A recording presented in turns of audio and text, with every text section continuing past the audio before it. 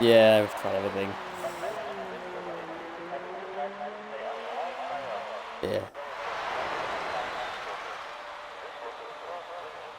Alright. See you in a bit, mate. Right. Okay, lads. So, it looks like it's going to be me on my own. I think James is... something's wrong with Twitch tonight where we can't actually have two commentators running, and because he can't actually include his audio in the party. This happened... This is the first time it's happened for a bit. But it'll be me on my own. So, let's just talk about qualifying so far. So, at the moment, ILR is on top at the moment on the medium compound. 2 tenths ahead of Danny M7, who is joint championship leader with Jaunt 94 at the moment in the championship.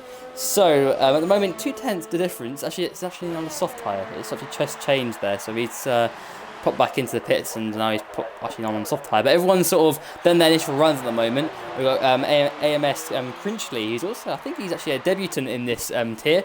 He's joined as a reserve, I believe, so he's currently P4, looking like he's turned a bit of pace there in that Renault. So he's currently P4 on a 12.4, which is only 3 tenths off. He's backing into the pit lane, so he's not going to continue with this run. He's just in his main run. How's Mex getting on? He's another reserve. He's in the Haas. He's in front of some people. Just looking down the order, who's out? So Mike's actually on outlap. Jork is out there at the moment. Let's see how he's getting on the McLaren. Let's ride on board with the McLaren driver. On the medium tyre, so this again, it won't be the fastest runs, but I've got a feeling people will probably be wanting to start on this medium tyre for the race. You might see a split strategy where people will start on the soft, as you normally get people on the soft tyre and people on the medium tyre, and you'll see this again probably here. So Jork is on one, but I don't think it's actually on a particularly fast lap. This is more like an out lap, if anything. Let's see how it goes. So he's frowning the final corner. Is this going to be anywhere near the top? He's going to run to the line. It's not really an outlap because the line is a 12.2, and that was behind ILR2. So not a bad lap there by the McLaren driver. Puts him right up there in the mix. So not a bad lap time. That's pretty respectable in that time. Mike Marshall, how's he getting on? He's won a race this season in France. He's currently P3 in this championship, 18 points behind Danny M7 and Jaunt 94. And he's going to be right there at the top with his own teammate. If he can match his teammate on this run, as now Danny has gone on top on 11.434 on that soft. That's now the benchmark, and he's put a hammer blow down already. So that's a good ton of pace there by the Mercedes driver. Last corner for Mike. He's not going actually for a fast lap. He's backed out of it somewhere. The lap's 14.6. But let's keep on board with Mike on this lap. He actually hit the gravel on the left-hand side. That's really caused a problem for that turn one. For him, and he hasn't got the line that he wants, so that's not ideal at all for Mike. He's not actually got a good line through there, and I don't think this would be a good lap at all for him.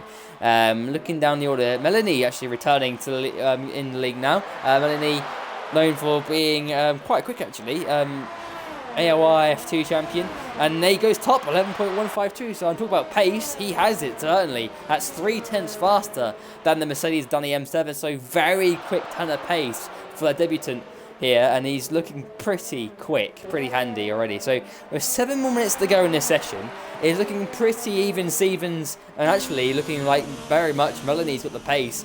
Is that track evolution, or is that just generally pace? He's got that pace because Danny only set his time 2 minutes before, so I'd say. So there's definitely pace there for Melanie, and it's going to be a good old battle for pole position, I feel. So, 7 minutes to go. People are still out there. Bromson's out there. Remember, he's actually gone to P4 on a 11.5. Now, something tells me the lap by Danny isn't on the limit, I reckon. I think that was a banker lap to put one in, and now Mike's actually gone into P6, and I'm sure there's more time in that because he made a mistake at turn 1, as we saw. There's definitely time for Mike. I think Danny probably hasn't gone all out on his run yet either. So I definitely think there's more time in it. How's everyone else? Let's go down to Aaron Dazzler. He's got sometimes quite good run of pace. He's going to be a 15, so he's definitely backed off in this lap somewhere. Anybody else? Jork's in the pit lane. Pigeonman is now in P7. Smasher, how's he getting on? He's actually in the last corner. Let's see what it's going to be for him. It's going to be 11.6. That's not bad. That puts him P7. So it's very close there at the order from P1 down to sort of, I would say, P8. It's a 6/10 gap, and they're all in the 11s, so it's pretty close. And you expect that from Germany. It's a track with lots of straights, sort of high, medium speed corners, quite a lot of those, and it's looking like very much pretty tight top. And You saw that in Austria as well, how close it was too. You're seeing this here as well. As again, I think that's actually, who was that? Who went there? I think that might have been Mansmers, or that might have been Crinchley, who gone even faster. Crinchley's now into P3. So again, good ton of pace for another debutant here. So Melanie and Crinchley both making their debuts in this tier this season at this race, and they're looking very quick, very handy early on. We'll see how this all plays out. 5 and a bit more minutes to go in the session, and there's still plenty of time to go for people to really rank it up. And that's the point where the track will be at its absolute best. That's where people will be going for it and just doing the best they can. And we'll probably have the best track conditions we have for the whole qualifying session, and we'll see these drivers go absolutely for it in the final dying minutes of the session. Everyone's back into the pit lane apart from Crinchley. He's out there, and St. John, he's currently out there as well, and Jork. Let's see how Jork is getting on. He's actually on a lap, I think, so let's keep on board with Jork. It's the first navigated, and he's actually 2 tenths up on his previous best, and he hits the DRS now. And this long straight we're seeing here is where a lot of the overtaking opportunities are going to lie, going into this hairpin. And particularly on that first lap, people are going to be going, I mean, people wouldn't want to be going for it in the first lap because it destroys your race if you do, and you could actually end up really very bad. But we're going to see a lot of overtaking opportunities down that long straight. Jork now flies through the fast right-hander, and now here, very tight corner, want to be careful on the throttle, ease it on, and now this fast right-hander as well. Sometimes it's flat to get the right line, but Jork lifted off slightly. It's 8 tenths up, so it's looking pretty good. Now the fast right-hander in 6th gear, and now into the stadium section.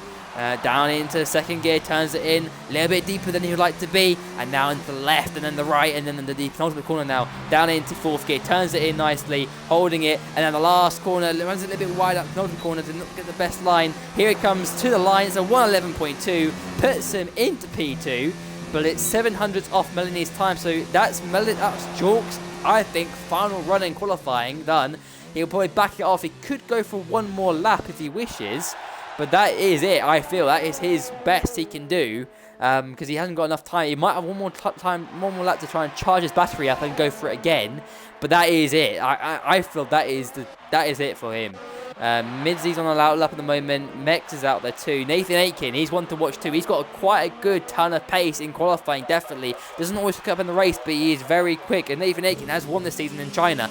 So, backs it off into pit lane. He does indeed. He comes back in. And I'm wondering, has he got enough time to change his tyres and go for one final gasp for pole position? Everybody is out there on circuit at the moment. We've got Ira Anspas out there. We've got Danny. We've got João Paulo as well. So all these guys out there. So Danny M7. Here's the man we need to watch. He's top on the championship at the moment with Jork. Let's run and ball with him. Into turn 1. Fast right-hander. Down in 6th gear. Turns it in and spots the apex nicely. He doesn't run it too wide either. Turn 2 now. Brakes. At the green patch for the 50 and 100 meter board, turns it in nicely, runs it nicely, doesn't get any oversteer, and that's a good first sector. He's actually down by a little bit on his personal best by 1,000 a second. He's going to get a nice little toe from Crinchley here. He's going to get loads of speed on this straight. He's going to get a lot of, probably a good speed here. Brakes before the 50 meter board, down into first gear, turns it in, will be patient on the throttle, he eases the throttle on, and he's bolted away. Now he's still got a bit of traffic ahead of him. It's another car. So this might impede him, you never know. Now, spot the braking lane before the curb, turns it in nicely in 2nd gear, careful on that throttle again, and now this right-hand corner, slight little lift, but the traffic mid-seat gets on the way nicely for him, and he's up by 300ths. Now turns it in, fast right-hander, he's nicely in the limits. Now the stadium section down into 3rd gear, actually 2nd gear to get the better turn in, at the 3rd to get better traction up the corner. Now the left, now the right, and now the corner down to 4th gear, turns it in, careful, and he's gone wide there. That's a mistake, again, similar to Jork. Now, where's it going to be? Across the line, it's only 11.3. It was an improvement, but not a substantial improvement. It's now Anspas going to stop on 11.0. So who else is out there? Mike Marshmallow is out there at the moment as well. He's in the first sector, so we'll see. We'll keep track on him as well. But Anspas currently on provisional pole, but Melanie and Jork are on outlaps at the moment. Danny, I feel that could be the last gasp he has at anything. But Mike is out there at the moment. Brumpton's out there too. Now, let's keep on board with Mike Marshmallow. Can he do any better than his Mercedes teammate? That's the question on everybody's lips. He is there. He's got pace. So here he comes. He's breaking down into here. I don't know if he's actually on a flying lap here. It looks like it. It's very smooth. It's 3 seconds down, so it isn't. So he's going to go for another run after this, I feel, because it's not really a fast lap by Mike. anybody else. AMS Crinchley has shown very good ton of pace at the moment. He's actually up on his previous best already. Let's see what his 2 is like. It's gone a little bit wide there. It's 600s up, so it is up on his previous best. It's going to be somewhere near the Danny M7 ballpark, if anything. So the stadium section now, what can he do? He's got a bit of traffic ahead of him. He's backed out of it. That's it for him. He's not going. He's going to wait and go for another lap. Mike is starting once again another lap time. Melanie as well is out there too. Where's Melanie on the time? He's actually on a really quick lap. He's actually a 10th down though on his previous best. So he needs a mighty second and third sector to make the difference up here. So here he comes. He's now going to check the flag right here. So he's actually down 300 a second. Fast right-hander, instantly hangs it in nicely. Got traffic ahead. This is a disaster for him. He turns it in at the stadium section. João Paulo would need to get out of the way if he can do, and I don't think he's going to be able to do it. It's a slight distraction for Melanie, if anything. Now the last corner, turns it in nicely. Careful on the throttle. Here he comes to the line. Is it going to be pole? It isn't. Pole position is 11.1. He does improve. Jorg's out there at the moment. What about Mike? What's he getting up to? He is coming in the middle sector. He's down actually in the middle sector, so it's not a personal best at all. Jorg is behind as well on him, so we'll see how Jorg gets on too. Mike now loses the rear end. He's pushing to the limit on these tyres. Corner now, 4th gear, turns it in. Now last corner. In 5th gear, turns it in nicely, runs it to the line. Is it going to be an improvement? It's not really at all. Now let's go back to Jorg. How's he getting on? Last corner for him. McLaren driver, can he go on pole position across the line? It's 11.2, is an improvement, but it's not enough. Danny M7, he's out there at the moment. Can he improve? He's down. He's run right out the corner of the corner. Not a great line. And you have to say this is not enough. He's lost the rear end. And he pushed to the absolute limit there. Smasher. He's our last man. Is he actually on one? I don't think he is. It looks like he's slowing it down. So that is your qualifying session over and done with. And that was very chaotic with multiple drivers in the running. And let's talk about this for one moment. The top 7, except for about 3.5 tenths after qualifying.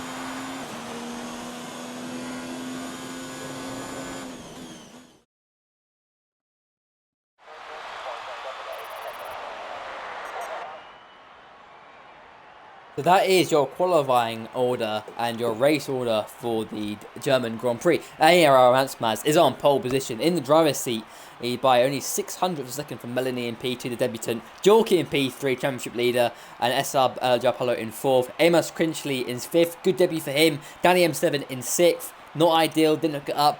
Nathan Aiken in 7th, Smasher F1 in 8th, Mike Marshall again didn't hook it up in 9th, and St. John in 10th. Dazzler in 11th, Bromston in 12th, Zelchi in 13th, Pincherman in 14th, Mayor Hamilton in 15th, Mexuzu in 16th, Pelsbury in 17th, and Midzi in 18th place. So a lot of the debutants doing a very fine job on their debut in ILR in Germany, looking very quick. And then again, the order very tight because of how... And look at this, it's a wet race. This is... another wet race this season. Germany, we had a wet race, and we saw how good Pelsbury was in that race. He was super quick, and we saw how he was able to control that race. Can Pelsbury come back from the last row on the grid? Who knows? That's the question we're going to get answered here in this race. But it means it's a bit more trickier. Things are on the edge. People are going to be struggling for grip, and more mistakes can be made in these harder conditions. We've had wet races this season. We've had Monaco, which was wet, and that was a thrill of a race to watch and commentate over. And France was also wet. So this is actually our 4th wet race of the season, and things can change on the head. France was a dramatic race for this tier as well, so anything can happen. So here we are on the formation lap, and it will be ILR who leads them away on this formation lap.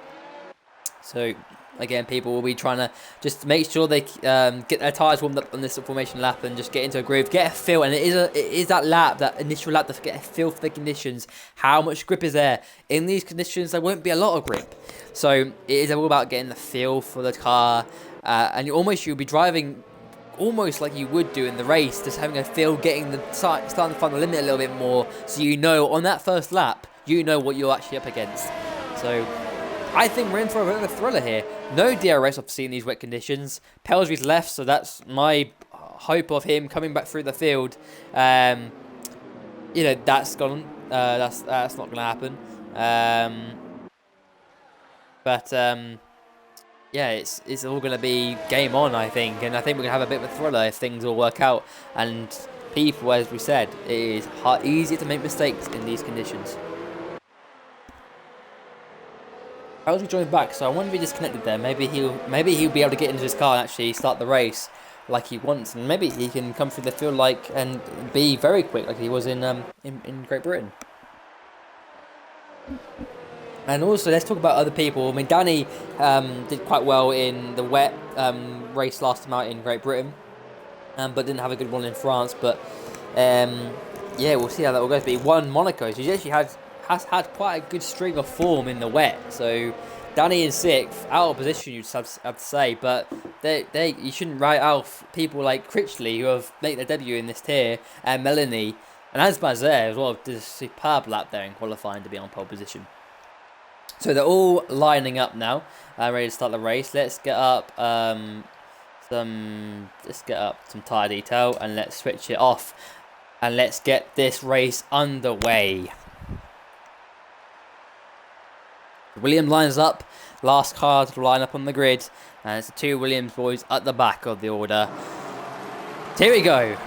Round 11 of this season is about to get underway. We are revving for 5 red lights for the German Grand Prix. Lights are out and away we go, and it's pretty even Stevens. Melanie, actually, if anything, has not a bad initial launch, but look at that. Jork's got a really good launch off the line. He goes round the outside of the Ferrari driver into turn 1, and he's actually got into 2nd place, so a good start for me. There's collisions in the background. There's all sorts of collisions in the background. There's actually an Alfa Romeo involved in that too, and people are down the order. Danny, and soon the battle past another Alfa Romeo, but people, it's been some sort of calamity there. I think that's João Paulo who's gone off at the early stages, and there's been a horrific crash there for him, but everyone seems to be okay and not too scathed from that. I think everyone's not too bad. Here comes Jork though to the inside, but look at that. Ansmaz covers it off nicely and defends already under pressure in this race. Jork looking like the more, actually, if anything, looking aggressive in this opening lap. He really wants this. Cars off in the back and is struggling for grip, trying to get a feel for the conditions, and that's the really hard thing to adapt to in these conditions, is getting a feel for it and adapting to what you had in qualifying. You've had a grippy track, and here you have no grip. But Jork looks like he really wants it here. He's trying to push and put as much pressure on the racing point driver as quick as he can. That's what he really wants to do. But at the moment, it's all pretty formatted. It is Ansmaz who leads the race, from Jork in P2, Melanie in P3, and Critchley in P4, and Zelchi in P5. So it's pretty much there. But how's the Mercedes drivers getting on?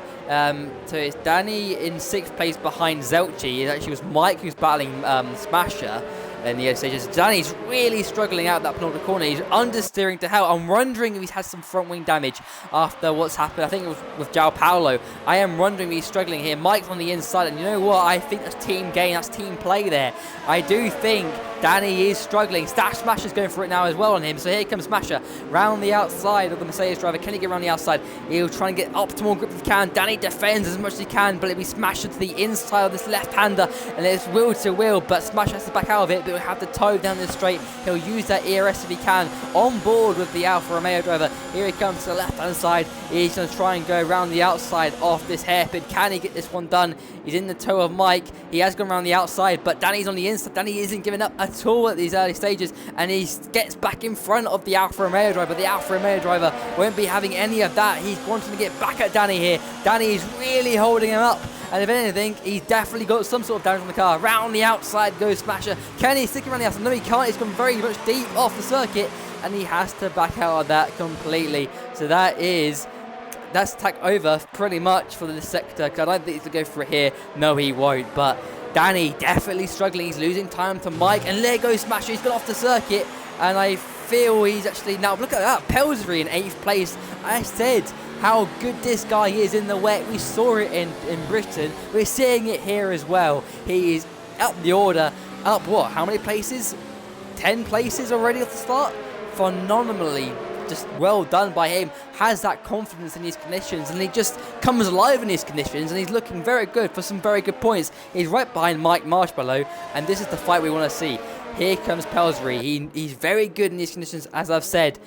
He wants to get on with this race, and you know what? Starting back down the order, it's not affecting me. You expect them to lose a lot of time at this point. Look at behind, look at Midzi and Pigeon Munch. They're battling away as well. These two are really giving it some. Toro Rosso versus Renault is wheel to wheel between Bromson and Pigeon Munch. So Bromson will get back in the slipstream and Pigeon Munch gets to the left-hand side going into this hairpin. He'll try and probably want to cut back. No, he's breaking a lot deeper than he would like to. He's going completely off the circuit. And Midzi will get a free position off that. So not great from the Toro Rosso driver there at all. But Midzi now into 11th place, and Williams are having a not a bad day in the office at all. So looking pretty good. But it's all pretty tight. No one's really going for it. Crinchley's behind Melanie. Melanie's dropped back from Jorg a little bit, and Jorg's keeping with Ansmas. So Jorg is keeping Ansmas very honest at the stage. Let's go back to AMS Crinchley at the moment. He's currently sitting in P4. Renault currently on for a double points finish in these early stages. But again, 31 more laps to go. A lot can change in these races. It's all about confidence in these conditions. Also confidence, but just being careful. The curbs can really hurt you and can really cause problems with traction. And if you play with them too much, you know, you're in the danger zone. So Mike, again, he's actually now behind Zelchi. Pelzeri's now trying to get Danny as well. So this is the main group we've got at the moment. Everyone's sort of within a second of each other at the moment. And no one's really going for it at this stage. Crinchley looking for an attack, but he's 5 tenths back, and I don't think he's going to get it at the moment. He's in the slipstream, so let's see. Can he close up? It's just in these conditions, you can see how heavy the rain is, and there's no sign of it calming down at all. So it is difficult conditions for these guys. And it looks like it's not going to give up the storm either. As now behind, Pelzeri now is fighting with Danny. They're both wheel to wheel with each other, so let's go on board with the Williams driver there. He's really going for it at this stage of the race. He's the comeback king at the moment, and he's sitting in 8th place, putting Danny under loads of pressure. Danny's gone deep there. I do think he's struggling with his car. Look at that, Pelzeri loses the rear end through there. He's had to back right out of that and lift off the throttle pedal. Yeah, that was a scary moment for him, and if you lose it there, it's very easy to lose your whole entire race, as we saw in real life as well with Sergio Perez. But again, it's all about keeping it on the island, not making too many mistakes, because that's what's going to get you healthy points in the end. Now, what's interesting to me is Nathan Aitken is actually on the intermediate tyre. He's in 18th place, so he was obviously involved in some sort of first lap collision, maybe with João Paulo, we saw in the background. So I'm wondering that was what happened there. But again, it's all pretty stationary at the moment. No one's really going for it at this stage of the race. It's all pretty close-knit. Let's go back to Amos Crinchley. He's currently still there with Melanie. He's now Smasher. Oh, what's happened to Pelzeri? What has happened to Pelzeri? He's in the wall. I think he's lost the rear end. He's damaged his front left end plate.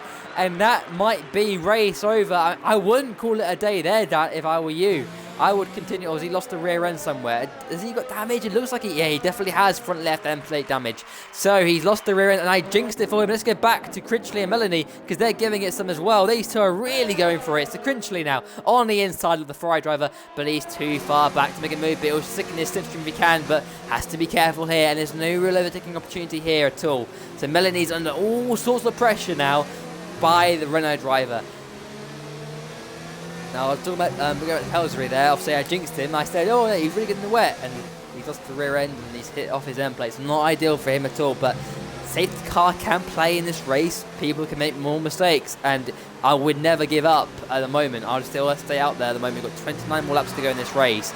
Plenty of laps to come. Mike now as well has got past, I think it's Zelchi somewhere. So Mike pulled off a good move there. I didn't catch that because I was concentrating on Crinchley and Melanie. But good move there done by Zelchi. And now Danny's back in it again. Danny, has he got damage? Has he not got damage? He's looking good again. So maybe he's just not getting the feel for the conditions in the early stages. But now Crinchley is putting pressure on Melanie so much. He's been within half a second for quite a bit now this race so far, so he's putting him in the sorts of pressure. He needs a good exit here if he can and get a good run if he can, and you know what, it's not a bad run here. He's under 3/10 now. He's getting sort of in the 3/10 window, so he's in that slipstream. Can he close up enough into the hairpin? He's going to go for it here. He goes to the right hand side. Does he go for it on the brakes? He doesn't. He cuts back to the outside, trying to cut back maybe into the inside. If that's what he's trying to play, that's a clever game to play. Can he cut back, get a better run? It's not a bad run off the corner. corner. So he goes to the inside. No, he does not. He stays way out of that one. Does he look for a move up the inside to the next corner? He's going to go for it. No, he does not, and stays behind. Very wise driving at this stage, keeping him honest. Now, Melani's gone wide. He goes around the outside. Can he go around the outside of this right-hander? He goes around the outside, and that's a phenomenal move by the Renault driver. Gets past the Ferrari driver into P3, and that's the move that he had to make, because it did look like he had the better pace between the two boys. So good move there by Critchley into P3 at his debut race in ILR. Very good driving so far by the Renault man. And he's going to try and catch up to that lead too if he can. He's now 5 seconds adrift, so it's quite a far way back. Maybe trying to make those inroads, but also importantly, bear in mind, keeping it on the island. As now ER Ansmaz has fast off the race, 26.988. So very quick turn of pace in these conditions. As now Critchley's gone very wide at turn 1. And you don't want to be doing that too often, because you can pick up warnings there, and you don't want to be doing that too often because that can cause you penalties, and that you don't want that in there. But Melanie, will he try and fight back here? Does he want to have a little go back at him? Look at the train behind of Zelchi and Mike there, but Mike seemingly been overtaken by Zelchi again. So let's go back to this group, because this is a tight group here. Danny's still in 7th place, but keeping with Mike. So I'm wondering if Danny has come back into this group. Pigeon Munch is now joining in the action too. He's 3 tenths behind Danny. I'm just wondering, maybe it was just an adaptation period for Danny, just try and get a feel for things. And these conditions are difficult to adapt to sometimes. Yellow's into the 1. I wonder what's happened here. Who's gone? Is it Pelzery? Is Pelzery in the pit lane? Oh, he's banned it. Oh no. Is he going to call it a day? I still wouldn't. I would keep going. Said the car is definitely possible. He does keep going, so he's thought about that. At the moment now, he's trying to get that gap out now. It's 1.2 seconds, 1.1 seconds the gap, so he's definitely trying to get that gap out, and he's doing a very good job at the moment with things. Now let's go back to the main group, those of Zelchi, Mike, Danny. These guys are really together, and look at that. Pigeon Munch really wants a bit of Danny as well. He's right there with him. I do feel Danny is struggling still. I think that's not over. There's definitely some door damage in the car, and it is hit and pit damage can cause you major issues. Now Zelchi gets a penalty, 3-second time penalty for corner cutting, so he's definitely exceeding those track limits, and that's the thing that's going to make a difference in this race. There's now Bromson pits for tyres, so I'm wondering if he has some sort of damage on the opening lap or somewhere on the lap. So here comes Pigeon Munch on Danny. Has he got enough on Danny? Here he comes in the slipstream. He's going to have it. I think he's going to have this one pretty much done. Danny's just got to protect himself here, because as long as he can make it through and just not get involved in too much. Here comes to the inside. It's Pigeon Munch. Danny gives him the space, but Danny will try and cut back off the corner if he can. You know what? He has cut back there. Now, is it enough of a run on the inside? You know what? He's not going to bother. He cuts back in the slipstream of the Renault driver and goes down to 8th place. So he's falling down the order. And I do feel something is wrong with Danny M. Simpson's car, because it's not... He's falling back, but he's just trying to keep in the running of things, because you never know in this race that something can happen and can completely change the spectrum of this race, as these wet races tend to be quite dramatic. So you never know. Behind Midsley's behind St. John. He's close behind. Midsley have not a bad race here. He's in 11th place. He's had 1 points finish. Actually, no, 2 points finishes of the season in China. I think that was in Spain as well. So 2 points to his name. He wants to say there's now pits. Into the pits comes a lot of the guys. So I'm wondering what they're going on to. Is that a set of wet tyres again, or intermediate tyres? So the track has definitely got better for them, and they've gone for it on the inters. So that means that Aspas continues on the wets. Now, is that the race-winning strategy? Now Mizzy gets a penalty. That's the interesting thing. Can the guys who pit for those intermediate tyres get to grips with those intermediate tyres quick enough to get the undercut on Anspas? That's the big question. Have they timed it to perfection, and has Anspas made a mistake? I do feel that these guys are going to be racing each other as Anspas goes out the pit lane. That's why I think Nathan Aikens is 26.1, so it definitely is time for the intermediate tyre, because Nathan Aikens is the fastest out of anybody out there. So it's been the right timing from everybody, the pit to the inters. But it's all about getting to the grips of those intermediates quick enough to make it worth the while. So Ansmas, surely he's going to have a pit in this lap, because everybody else has not. Everybody else has. Pigeon Munch hasn't pitted, Danny hasn't pitted, Mizzy hasn't pitted. So these top 5 are going to pit. So Ansmas, here he comes, put up the corner, needs to pit it in. if he doesn't want to get undercutted. So he pits in. Let's see how things will turn out. Jork now got in front of Midzi seemingly. So Midzi struggling on those wets. So it definitely is time. So into the pits comes the Racing Point. Needs a good stop here. And let's keep an eye on things behind. They're all in the pit lane. Let's go to Jork. Around the final corner. Is this been enough to get into the lead of the race? That's the big question here. He comes through the turn one. Is it enough to get into the lead? You know what? It's close. And it is the lead of the race. Jork leads here in Germany. The undercuts worked to absolute perfection. And what a great strategy call that was. And what a great early call to get the undercut done. Because he was just stuck 1 second behind the Racing Point drum and couldn't do anything of the sorts to try and do he just couldn't do anything. He was losing time. Now, Jork has a track position, but around this circuit, track position isn't really a big thing. There's overtaking opportunities, but the track is drying. I said earlier on, it didn't look like it was drying out, but now it is, and it really is. Could we have another switch of tyre compound in this race with 24 more laps to go? I think anything's possible in this race. I think we could see another pit stop being made in this race if the track continues to dry up and if the rain stops. I think we could be on the slick tyre at the end if things all work out, but that's all bearing in mind as now Pelsry just fast off the race. We're going to see these times absolutely tumble in this race now on these fast intermediates, but these intermediates do wear out as well, and I don't know if these can do 24 laps. That's my theory. So have they all got to make one extra stop in this race? I would tend to go with the opinion of yes, they do, but it's whether it's going to be another intermediate set if the track is going to start drying out, or another wet, or another six set of tyres. So we'll see. I think this race has still got a lot to go, but Jork's feeling comfortable in those inters. He's now got the gap to 1.3.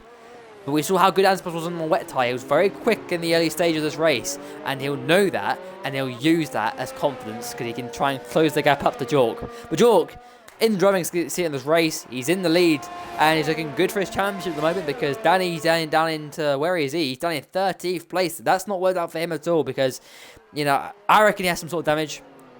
So he's down there. He can try to come back to the field, and he's going to try and do something to get up the order and get some points because at the moment Jork's going to have a 25-point lead in this championship probably, and Mike might even jump that. Actually, Mike won't do it, but you know he'll be closer to Danny than he'd like to be. The gap now 1.6, so Jork is feeling comfortable out there, and now he's got that fresh air, he's got that breathing space. Just go for it. He's got nobody to look at in front. It's now Pelsry is another fast of the race, 24.1. So he's setting the time and screens light down in 18th place, bear in mind. And he now gets a penalty for corner cutting. But yeah, you see how good he actually is in the wet. So Jork, he got enough. I think it is pretty even Stevens in the lap between Anspers and Jork. Anspers is better at some parts of the circuit. Jork is better in other parts. So it's definitely even Stevens. It's down Jork, 24.117. Fast lap of the race. The times are tumbling. The track's getting better. These guys are getting better on these intermediate tyres. Critchley's at 23.9. So Critchley looking good on those intermediate tyres. Right in the shout. He's in P3 at the moment. Still on that podium, in the podium position. So doing a very good job at the moment. And definitely one to watch. If he can continue doing that pace, this is going to be one hell of a... If he can come back to join those two at the front. Let's see. Yellow flag's out. Who's that for? It's somewhere in sector 1. It's Midzi, is it? Yeah, Midzi's hit the wall. I'm wondering, front wing off? Yeah, I think that's the front wing for Midzi. Yes, it is. That's really unfortunate for him, and that's going to be a pit stop for him. Not a good day for Williams. They're looking good earlier on, but not the good here at all. So Jork, 1.8 seconds in the lead, and now Midzi retired, so he's giving up on that, and that's really unfortunate for him. But everyone's sort of spaced out. We've got a gap of 1.7 between Jork and Anspers. That can definitely come down. That's not impossible. But now Jork looking like he's got a bit more base. He's now switched the gap sort of another 3 tenths this lap. It was 1.5 the previous lap. Now it's going to be 1.8 as we cross the line. And it looks like Jork has the upper hand in these early stages, in these coming to the mid part of this race. You know, 4 or so laps to go, but looking comfortable in these conditions in comparison to the wet conditions. He was definitely not as quick. He's probably matching Anspers, but looking pretty much matching. Delgy gets another penalty, so that's not good for him at all. But at the moment, not a good day in the office for Mercedes. P5 only, 10 points to their tally, and McLaren get 25 at the moment with York. Not a great day. It's actually Renault will have a good day too, with Peter Munch and AMS Crinchley. Anybody else? Let's go back to Pigeon Munch. That's how you say he's getting on. He's behind Smasher, so it's a gap under a second, within half a second of each other. So here comes Pigeon Munch. We've seen how good he is this season as well. He's pretty handy. He got a P3 last time out in. Was it last time out? He got a P3. Actually, no. Has he actually got a P3 this season? Yeah, he has. He got a P3 in Great Britain. So Pigeon Munch definitely is handy. And that was a wet race. Pelsley's now people tyres from the race. That's unfortunate for him. No, again, not a great day for Williams. But Pigeon Munch showed good pace in Great Britain. And again, looking good in these wet conditions. So he's definitely looking strong here. So can he get past the Alfa Romeo driver? He's thereabouts with him. Just going to try and continue putting pressure on. It is harder to overtake in these conditions because there's no DRS. But if he can hook out a good exit, then he's golden. Definitely during that straight that we have in the middle sector. Danny in 12th place at the moment, so he's trying to get back into this race. There's the one again. I wonder who that's for, as that's Pelsley's left. I'm wondering if that was a retired car or something. I'm wondering. Yeah, it was. There's a retired car, that's what it is. Now, Pigeon Munch. Can he get a good exit from here? That's the big question, and I don't think he's going to get a good enough exit to get anywhere near Smash. But you know what? It's not bad. It's within half a second, and he's right there. Let's right on board. Let's see. Can he close enough? Can he close enough? No, he's too far back. He's not going to go for it on the inside. It's just too risky. He'll sit behind the Alfa Romeo driver a bit more, but he definitely... Oh, he's actually nudged him through the corner there, so he's definitely got a bit more mid-apex even. So looking quicker, but he needs to find a way past, and that's the tricky thing. Is now York 2.3 in front now of Outsmaz, so looking very good on pace. John all over the back seemingly of Bromson. Now we're getting pretty close together, these two, so looking close. Danny's close back with Aaron Dazzler, 9/10, now 1.2, so they're kind of with each other. But it's all pretty, everyone's sort of just sticking with each other, and it's nothing at the moment. It's kind of, it's pretty much a one-way street between everybody because they're just struggling, they're just trying their best. And the track is drying as well, I think. So I think we're going to be on slicks for this end of the race. It's all that last switch to slicks is what's going to make the difference in this race and how the race changes. So we could be in for a very good finale because the track definitely is getting better and better. And we haven't seen any purple laps. So I do think the Inters have hit their best, and then now they're going to start dropping off. And as the track dries out, they're going to start overheating. That's the thing. So, Pigeon Munch now, right behind Smasher. He's got a good opportunity here, and you know what? It's not a bad opportunity. Here he comes, Slipstream. There's now Beer Hamilton time from the race. That's really unfortunate for him. But once again, Pigeon Munch not close enough to Smasher, and needs to find. That was a good opportunity. That wasn't a bad opportunity, but it was a car length behind, and it really wasn't worth the dive bomb into that hairpin. I don't think it was really worth it at all. But again, this Pigeon will just stick behind for now. But we still got I feel, one final twist, because I do think this track's going to dry up enough for slicks, and that change of slick tyres will be the difference in this race. So we've had one difference, we made the intermediate switch over. I think we'll have one more, potentially. If the track does dry up enough, or if the rain comes back, then obviously we're just going to go in a set of intermediates, I think. But these guys know the conditions more than I do. I'm just going off what I can see, and it looks like it is getting drier. They'll know more information about things. But it looks like Pigeon Munch now also looks very, very close to Splasher. He's looking very confident. He needs a good run through turn 1. If he can hook it up through turn 1 and then turn 2, he's got a great opportunity to get it done. So here he comes, in the toe, he's right behind. He'll a little feint to the inside and then let the Alfa Romeo driver know he's there. That's what he wants to do. And he's right on the gearbox of him. This is a great opportunity. He's got a very good run here. So here he goes. He's in the slipstream. This is surely the opportunity he needs to get past the Alfa Romeo. He's at the inside. Has he got enough ERS to get past? He's not enough sprint on speed, but they have the inside line. He's going to go for it on the inside. Yes, he does not go for it. Smasher breaks a little bit later. Now, they're going to try and cut to the inside. He can. He's lost the rear end a little bit.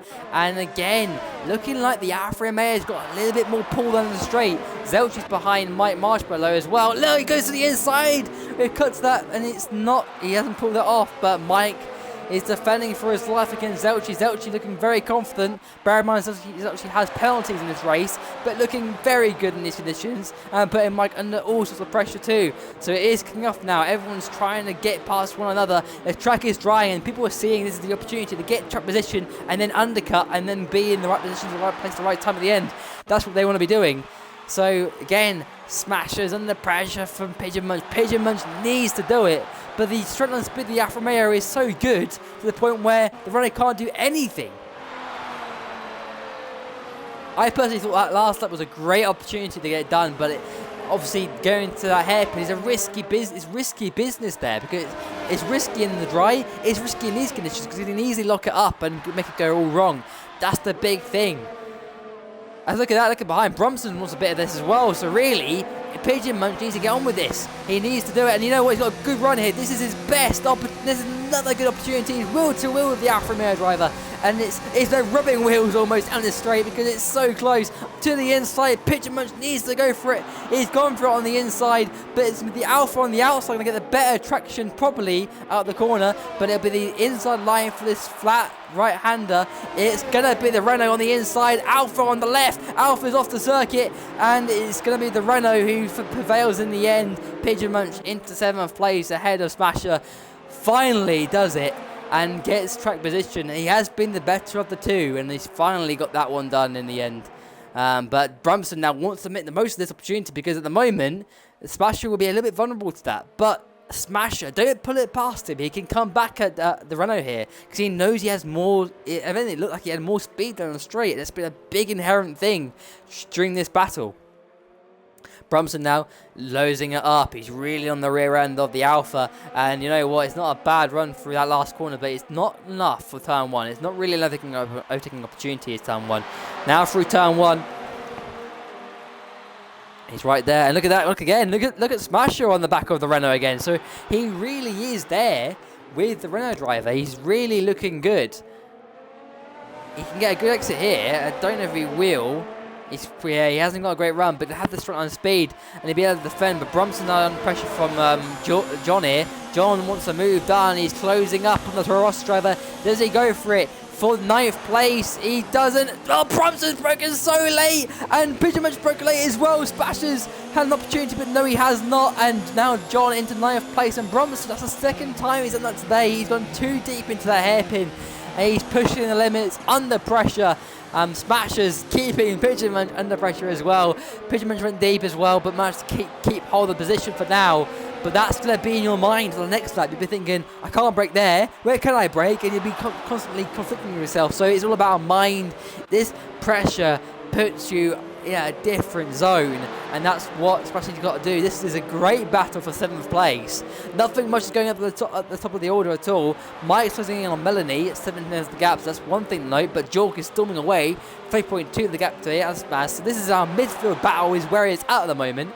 Because it's the Renault of Pigeon Munch, and now Bromson's pitted. What is he doing? Is he going for another set of intermediate, or is he going to go for a slick tyre? Is he going to risk it for a biscuit? It's still raining there. You can see the drops on your camera. Is it a set of slick? Is it? It is a set of slick tyres. It is a set of hard tyres. He's rolled the dice here, and he's going to go for it. Now, this is interesting. This is where people will be looking at their timings and looking at who's in the fastest of the race because they'll know that notification. This is interesting. This is the part of the race if the track is dry enough. This is where it's at. So, yellow flags into 3. Someone's gone off somewhere. It is actually Mex who's gone off. So, he's damaged his front left end plate. But I wouldn't retire from the race. He can pit it in and put on a set of intermediates again, or another set of slicks. He can. He's near the pit lane. So he's going to pull it into the pit lane. He pulls it in. Now, does he choose to stay in this race? He's slow. He isn't going for it. I think he's thinking about keeping there or not. We'll see how that all goes. Joel continues on, though. He hasn't gone on for a set of slick tyres yet. 3.7 is the gap. So he's keeping it. He's extending it every lap. Looking very comfortable and looking very good for his championship at the moment. Zelchi now pits now. Zelchi's rolled the dice too, so here he comes into the pit lane as a Red Bull driver. He's rolled the dice and he wants it, so he's done the same as Bromson on that hard tyre. So he switches over to what tyre is it going to be? The soft. It's actually the medium tyre, the middle compound there. Someone in the fastest of the race, I didn't say that was before, so that's interesting. So medium tyre for the Red Bull driver. And let's see, where does he come out in comparison to Bromson? He's there, he's in front of Bromson. So we'll see. That's definitely track those guys' progress, because that's where they'll start coming into their own. John, though, and Spasher wheel to wheel. Here comes John to the right-hand side. He's going to go around the outside of Spasher. Can he go around the outside? He'll try it. No, he has not gone around the outside. He'll try and do it. He's not there. He's in the toe, but yeah, Spasher didn't give him any room on the outside to go around the outside. So fair play for Spasher, positioning his car in the right areas where he needs to. And I think these guys are starting to struggle in those intermediate tyres. I think they've had their best, and that's why people are starting to roll the dice. The track is getting better. It's still raining in the air, you can see on your screens, but it's not. Yeah, it's interesting. Here comes Smasher again. Smasher's under pressure again from the Haas. And he's actually forcing him around the corner, almost pushing him around the corner. And Smasher's struggling for grip. But there he goes to the inside. He's gone for it on the inside. They barge wheels together, and Haas has pulled off a phenomenal move there in the penultimate corner. He forces the Haas Alfa Romeo driver off, and a great move there by the Haas into P7. What you don't see moves often through the penultimate corner, but that was great. But John gets a penalty for extending multiple times, so that's not good. But that was a good move. You don't see moves made there. As now Zelchi has got past Aaron Dazzler, so Aaron Dazzler's rolled the dice too. We're not seeing many fastest lap in the race. We're not seeing any of that at the moment because people aren't going faster on those slick tyres. That tells me it's not time yet because the rain is still falling and there's still spray on that circuit. So there's enough grip out there for that intermediate tyre. Nathan Aitken's pitted as well again, so he's pitted in for a set of medium tyre he's gone for. So he's definitely, medium tyre is the best tyre to go for the end of the race, I feel. The hard tyre probably was the best tyre for Bromson at the time because he didn't know if there was enough. As now DRS has been enabled, so this definitely shows that the track is dry enough for these slicks now, and they're letting the DRS come into play. So DRS now, ready to be activated, the track is drying. Any moment now, people are going to be putting it in, I feel. Now, Jork, actually no, Aspas is the first one of the top leaders to pit. So, here he comes. This is what happened earlier. Jork pitted earlier for the intermediate. That worked out. He jumped the racing point. It's all about this in-lap now for Jork. If he can stay in front of the racing point. Racing point pits. Off he goes on a set of medium. And he's getting another one more to dice. And so is AMS Princely. John is pitting.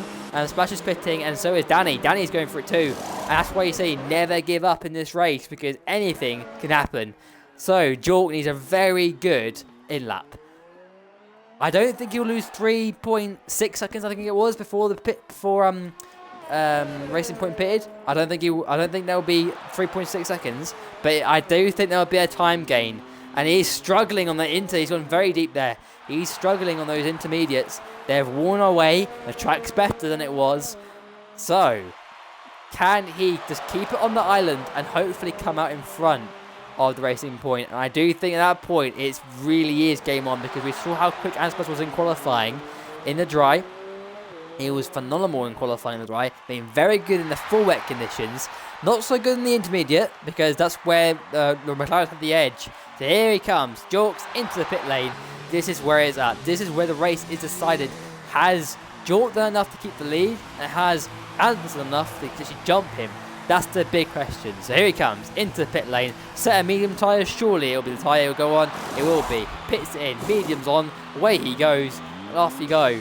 So, Aspas, how's he getting on? He's through the final corner. Has Jork done enough? Jork is on the exit. Aspas will be on racing speed. And you know what? It's very close indeed. It is wheel to wheel. It's the inside line. No, it won't be. And Aspas takes the lead. He found 3.6 seconds on the outlap. But crucially, who's got the younger tyres and who's got DRS here? Is it going to be the McLaren? It will be the McLaren. The McLaren will have DRS. Here he comes in the slip into the left-hand side. This could be the move for the race win. Is he done it? He's done him. He's done him. Done that move. He's back into P1. Jork, crucially, gets that move done. That could be, ladies and gentlemen, the race-winning move here. That was he needed to do that because he couldn't afford to sit behind the Racing Point. The Racing Point had good pace in qualifying, good pace in the wet conditions as well. And Jorg's finally got back into his lead position just about with a great move in the DRS. But now, ball's in Asmaz's court. He's up to spin those medium tyres. He knows where the grip's at. Jorg doesn't know that at the moment. Doesn't know that at the moment. He will start learning that, and the faster he learns that, the more he's going to start pulling it away. And that's the big thing. So, lead battle is on. Asmaz versus Jorg for the lead of this race. We've got a final 10 laps of beauty, I think fantastic racing between these two boys, because these two are going for it here. So, turn 1, very good speed from Asmaz. That's the first time that Jorg went through turn 1 on his in his tyres. So, it looks like Asmaz is hooking it up now. Here comes Asmaz in the slipstream and in the DRS. He's going to be closing it up here. Is it close enough? You know what? He's closing, and he's closing, and he's closing. Is he look to the inside? He does a bit on the inside. He does go for on the inside. He's gone for an absolute dive bomb of dreams, but it'll be the McLaren on the cutback. He'll go wheel to wheel with the Racing Point. He'll have the inside line for the flat right-hander. It's wheel to wheel, and on the inside, it's Racing Point on the outside. Racing Point to the inside, and it goes down the inside, and that's a really good move. Wheel to wheel. Racing McLaren on the outside to the inside. It's still wheel to wheel. Close. They force each other off the circuit, and the McLaren will have the inside for the flat, for the half lift off the right hand corner. Here comes the Racing Point on the inside of the stadium section. It's great racing, brilliant racing, and it's the McLaren on the outside, but the Racing Point on the inside, and it's still wheel to wheel through the Pilgrim corner, and the McLaren's on the inside. This is phenomenal racing. McLaren on the inside again for the last corner, and the Aspas is around the outside, but Aspas can't do it. Is Aspas gonna get it? Yes, he does. Into the lead of the race. I struggled with that, but there we go. Aspas leads the race. Jorg into second place. He backs out of that into turn 1. I think that was the wise option because it could have ended in disaster, but wheel to wheel for a good lap there between these two. What great racing we just had. Brilliant stuff. Now Jorg has the DRS back on the Racing Point. Can he go for a move back on him? He'll try it. He's in the slipstream. He's closing and closing and closing. Does he go to the out? He goes to the outside. He's going to try and cut back. Can he? He breaks a bit deeper. He cuts it back. Racing Point makes a mistake, I think. Set to 1. Brumson's retired from the race, but the Asmaz keeps on the P1 for now.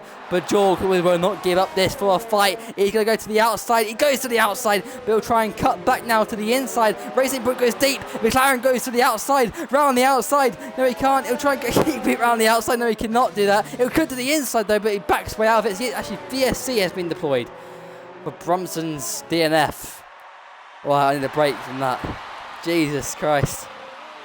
Okay, so these guys can reset now, and I'm actually upset that that VSC came out because that was looking like another good wheel-to-wheel battle between these two. I looked very much on, but wow, these two gave us a show, and that has to be the battle of the season, I feel, in my mind. That is phenomenal stuff. So, here we go. Ready to go racing again, I think. Anytime, any moment now. McLaren wants to hook it up. He wants to get there as close as he can because he wants to resume. He'll resume. Racing goes again. DRS now enabled. And you know what? I think Jorg didn't react to that as quick as he can, but he gets the DRS now and he's closing back up. Has he got enough strength on speed? Has he got enough? He goes to the left-hand side. He's going to try and go around the outside. Can he break deeper? He's going to break deeper. Racing Point to the inside. McLaren on the outside. Better line for the McLaren driver. He gets back into the lead. How many times are these two going to continue swapping positions? And meanwhile, when this happens, Critchley is closing it up, and that's what they've got to avoid because this could become a three-way battle. And if Mike starts getting faster, Mike could become a four-way battle. So you never know. As now Zelchi's with Melanie, and it's wheel to wheel, and Zelchi forces Melanie off wide. Melanie to the inside, and the pressure from Jorg now. John rather. John has got past. No, he hasn't. He's stayed behind Melanie for now, but it's all kicking up. Dazzler wants another as well, so it's a big scrap for 5th place between Zelchi, Melanie, John, and Dazzler. And Danny's in the points. He's in 10th place at the moment, and Danny will be trying to come back through here.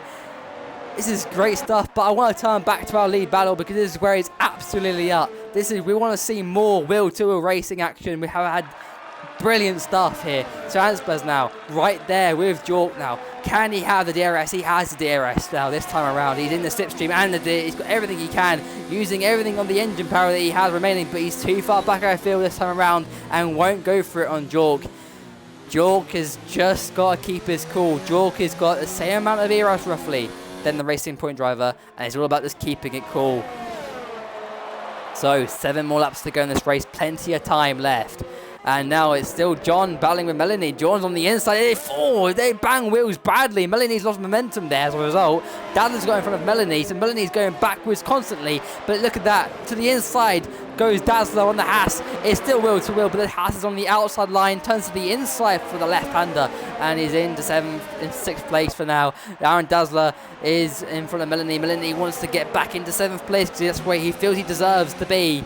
But, yeah, he's not close enough, and he'll have to stay behind. Danny, though, meanwhile, is closing back up in this battle. He's in 9th place at the moment, doing a very good job.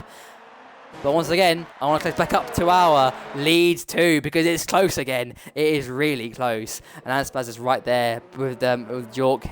It's close. It's close as it's ever been. This is it for Jork, for Anspaz now. Wants to get the move done. He's in the slipstream and the DRS. And he's going to be constantly closing the gap. And closing and closing. As we go down this straight, he gets to the left-hand side. Jork defends to the inside line. It's the inside for Jork. Outside for Anspaz. Anspaz breaks very deep indeed. Jork leaves in the outside line, and Anspaz doesn't get a bad run off the corner, but Jork still stays in the lead for now.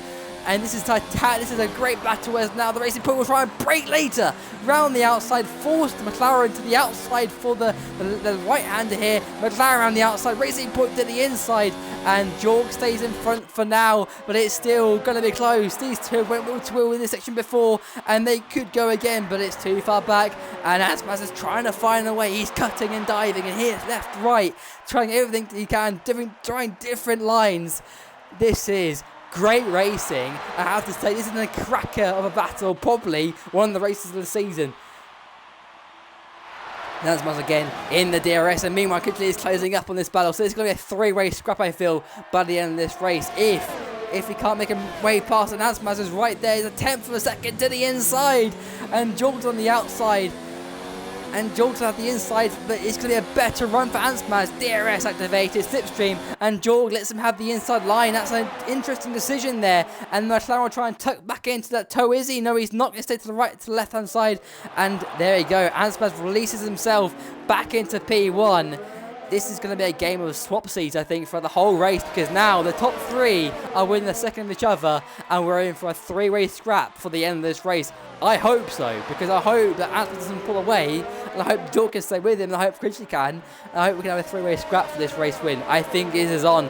5 laps to go. It will be 4 laps by the end of this lap, and Jork seemingly dropping back from the Racing Point driver. This is not looking good at all. I don't know why he's dropping back. Has he got no ERS left, I'm wondering. So, Critchley closer to Jork, then Jork is to Anspaz. I really did not want that to be the end of this battle, because it's been phenomenal to commentate over, and DRS is still activated for the McLaren driver. He's got to stay within DRS detection of the Racing Point. The Racing Point, meanwhile, will be looking to try and get away from the McLaren as much as he can, but he won't be able to do this on this lap. But Critchley fancies his chances on Jork, I think. I think he fancies his chances closer to Jork. Jork is 8 turns back on the Racing Point, but he'll close back that gap back up again. He's closing, it's not bad. He's closing quite a bit, actually. And he's not close enough, but Critchley, again, not willing to go for it. Nathan Aitken's race 14.0. So, game is on firmly. So I'm wondering if Jork took that lap to reset himself and just think, okay, that's fine. I'm in second place, but it's second place of driving seat in this battle. I feel it is. If Jork can stay within half a second for the next few laps, and he can strike at the right time and get it done at the right time, this is it. Rima, John and Zelchi battling away. Zelchi to the inside, and it's going to be actually, look at that, Dazzler looking for it as well. It's a 3-race scrap. The Red Bull, Dazzler gets round the outside of his own teammate. Zelchi lifts out of it, and it's a real old scrap here. Danny in 9th place as well. Look at this train of cars for 5th place. John, Dazzler, Zelchi, Melanie, and Danny all together. And this is a great battle for 10 points. And there's a lot of points. And for Danny, this would be a good drive back if he can get here. Arguably, he's probably one of the fastest guys in this battle here. Let's go back Jorg and Ansmaz close together. Jorg closes back up to the McLaren driver, to the Racing Point driver again. Looks, but he's too far back. Does he go for it on the inside? No, he stays behind him. He shows his nose and he's putting the pressure. He's not letting the Racing Point go whatsoever. And that's the thing. The Racing Point won't be able to shake off the McLaren driver because the DRS is so powerful in that middle sector. As now Dazzler has now got past John. John's falling back there on the order. As now Zelchi fancies a bit of John too. Is Zelchi to the inside of the Haas through this flat right-hander. It is wheel to wheel, and it's going to break deeper on the brakes. Going to try and go around the outside, and it's going to be to the inside. Does he have it? No, he does not. Has to back out of it. John will be on the outside line, but it's still very, very close. This battle, as now Aradaz is trying to ease away and to hold on to that 5th place if he can.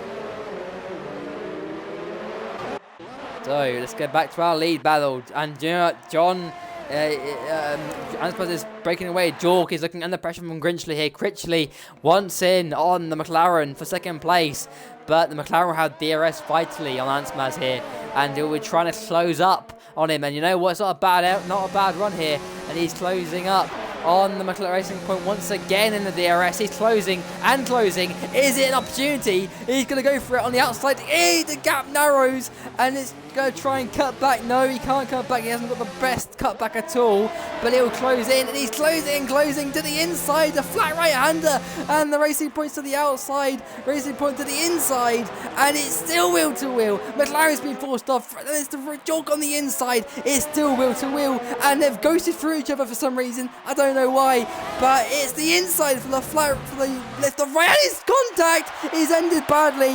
The McLaren's right gone off, and that, I have to say, is incredibly controversial. What a battle that was up to that point. But Ansbaz, I don't know what happened there. Contact model played a part in that for sure. But what a battle. We had a 2nd run of that, and I really wanted that to continue for the final few laps. Jorg's going to be disappointed for sure. Jorg wants to get back on that podium though on Mike, and he'll try and get back on that 3rd place. But now, Critchley versus Ansmaz. This is it. These two now have got the track all to themselves, and Critchley probably can't believe what he's seeing here. This is an opportunity to win on your debut in ILR, and this is a great opportunity if he wants it. Now, one up to go. He goes to the right-hand side. You know what? He fancies his chances already. He's going to put the Racing Point under all sorts of pressure. He's going to try and cut back, but didn't get the best line. I think he got on the grass a little bit slightly there, but he's not a bad run. As now the racing in the background, Jorg and Mike are battling away too, and Jorg wants that final place on the podium. He deserves it after all. He's loved this race as well, and it's wheel to wheel. Jorg's going to try and cut back if he can, but Mike will have the better line, and it's Critchley, and it's wheel to wheel. Critchley, Ansmaz, Critchley around the outside. He's just not far. He's too far back. He can't do that. No, he's going to have to wait.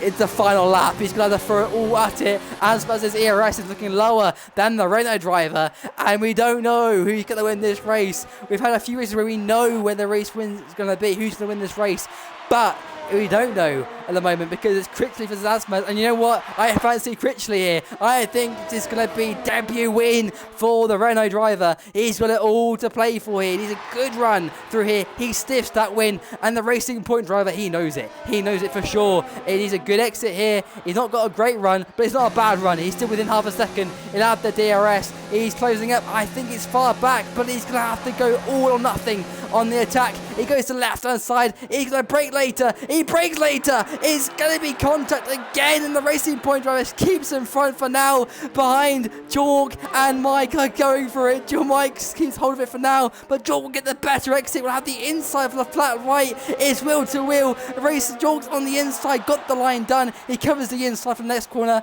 and he's back on the podium again, but Mike won't give up. Mike's to the outside. Jorg is on the inside. Jorg just about holds on. Critchley's not giving up on the Racing Point driver either. It's still going to fight. It's still going to be it. It's the final sector. Left, right for the final time. And he's going to try it on the inside. No, he does not, and he doesn't try it. In the end, it's been a classic German Grand Prix. It's going to be Ansmaz who wins here in Germany. Phenomenal scenes. Gerald comes home in P3, survives, but probably thought the win was his, and I'm sure he'll be having words at the end because that was not the end that he wanted, but he'll still get the podium. Danny finishes 8th, John in 9th, Chelsea in 10th, Sebastian 11th. Nathan Aitken is going to come home and finish this race in 12th place. Arguably disappointed, but what a fantastic finish. We did not know who was going to win that race into the final corner, and that's the races that we love to see. And we've seen that today. Great battles. Ansmaz versus Jork. Critchley versus Ansmaz. Take a bow. Top 3. Take a bow.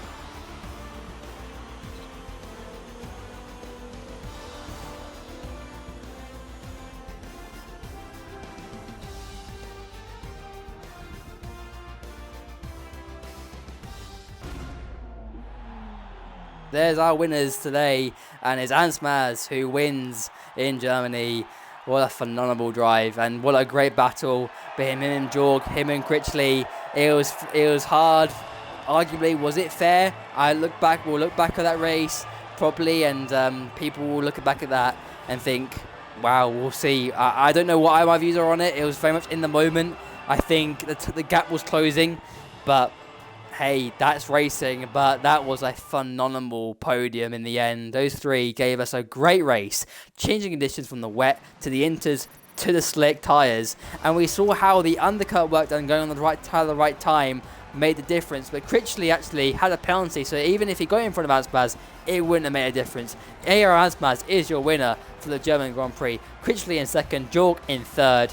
Arguably feels like he missed out on that. Mike in fourth. Great battle with Jork at the end, but Jork managed to get that far podium position. Melanie in fifth. Dazzler in sixth. Pitchman in seventh. Danny M7, not a great day in the office for him in eighth. St. John in ninth, and Zelchi in 10th. Flash in 11th. Nathan Aiken in 12th. Mexizu in 13th. Bromson in 14th. Chaplin in 15th. Vera Hamilton in 16th. Pelsbury in 17th. And Midzi in 18th.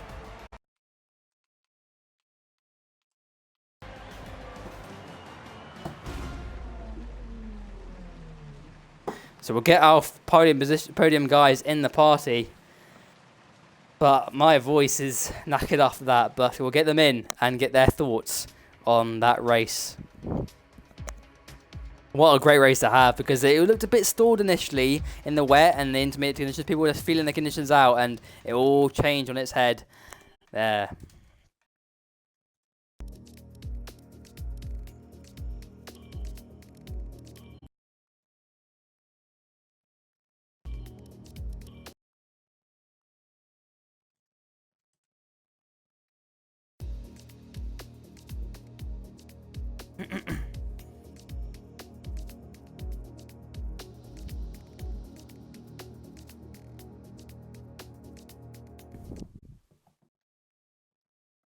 Hello boys, what a cracker that was.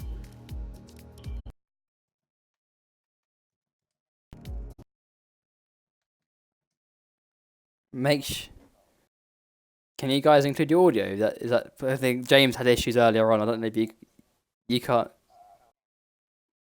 Well, that's the podium's out the window then, because I don't. Let me just check if you're coming from the stream. Give me a second. Because James had this issue early on.